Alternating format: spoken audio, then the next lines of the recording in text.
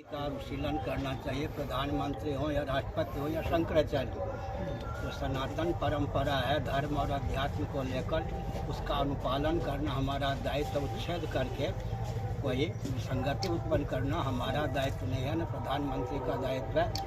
कल्पना कीजिए कोई ब्राह्मण भी नरसिंह राव जैसे कि ब्राह्मण से प्रधानमंत्री के पद पर रहते तो अभी वह अपनी मर्यादा की सीमा में ही काम करते, किसी धर्माचार्य को आगे करके शास्त्रीय विधा से ही भगवान राम भक्त को प्रतिष्ठित करते। उसमें दखल देना उचित नहीं।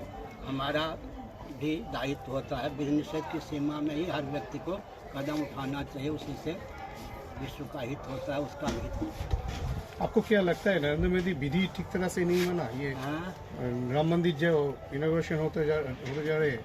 मैंने कहा कि विधि को मैंने जाकर अभी देखा ही नहीं है, जब देखूंगा वास्तुशास्त्र के अनुसार बना ही होगा। समझ गए ना? प्रतिष्ठा की जो विधा है, मुहूर्त है, महीने का ध्यान रखा जाता है, पक्ष का कौन मूर्ति का स्पर्श करे कौन न करे, गर्भगृह में कौन पहुँचे कौन न पहुँचे। मैं एक संकेत करता हूँ कि स्कंद पुराण के अनुसार जो प्रतिमा होती है, जिसको हम मूर्ति कहते हैं, जिसको भागवत में अर्चा विग्रह कहा गया है, अगर विधिवत उसकी प्रतिष्ठा न हो, कदाचित विधिवत प्रतिष्ठा होने के बाद विधिवत पूजा इत्यादि न हो, समर्चा न हो, तो उससे तेज भगवान का तेज, भगवती का तेज तिरोहित हो जाता है। उस मूर्ति में अर्चा विग्रह में भूत प्रेत पिशाच डाकनी शाकनी का सन्निवेश हो जाता है।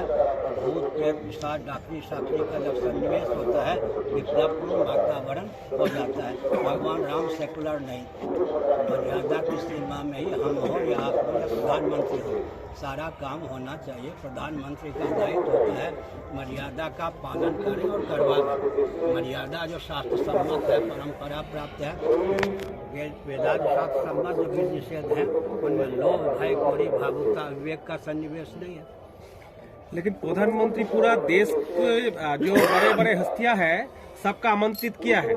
जैसे हम लोग देख इंफॉर्मेशन मिल रहा है, सचिन तेंदुलकर भी जा रहा है। हमारे यहाँ भी निमंत्रण आया है, अपने साथ किसी एक व्यक्ति को ला सकते हैं, आ सकते हैं। अच्छा, तो फिर आपको निमंत्रण मिला ही होगा।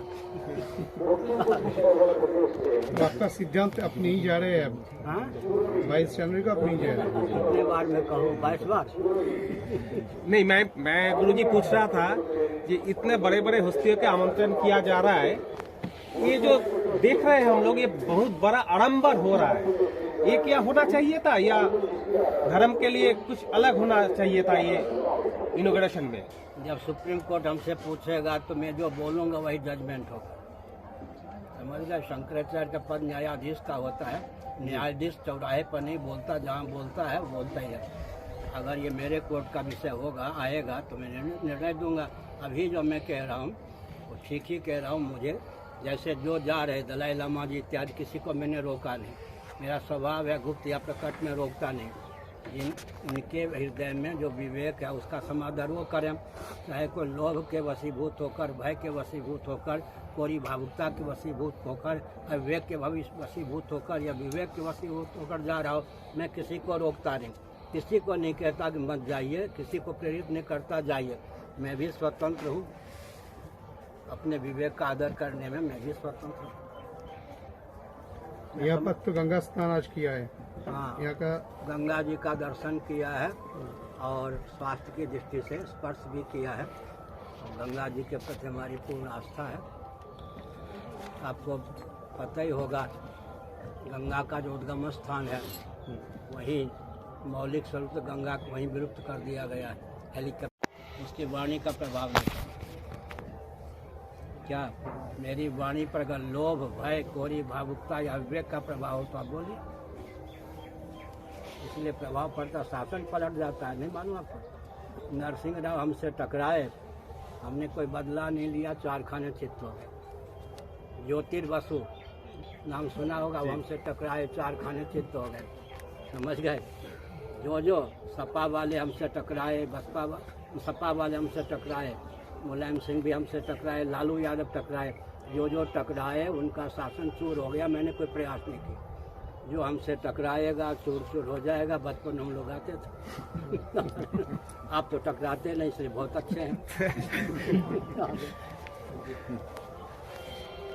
हो गया।